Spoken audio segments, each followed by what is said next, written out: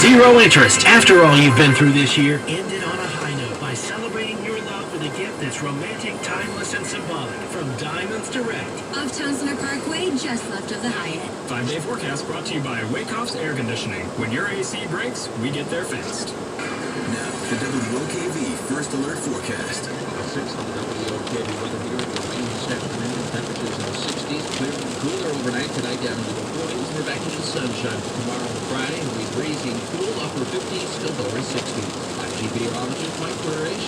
Join me today at 5 p.m. on CBS 47 at Fox 30 Action News 10.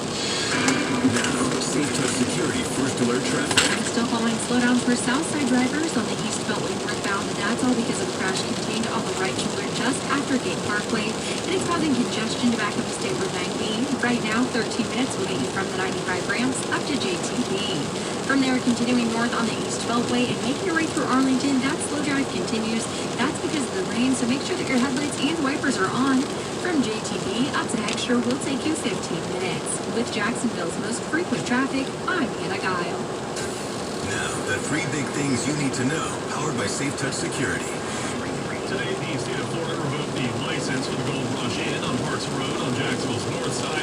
Councilman Reggie Gaffney says the motel was a haven for crime. Americans were shopping less last month. Retail sales were down 1.1%, according to the Commerce Department. Despite a delay in hundreds of thousands of doses of Pfizer's COVID-19 vaccine, Florida's largest hospital system says it's still on track to immunize nearly 20,000 healthcare workers. It's 2:35. I'm Joe Daraskovich.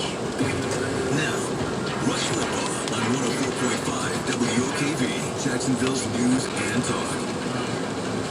This is my response to the last caller who thinks we... To get out of the hole that they're in related to the pandemic, so you've got short-term plans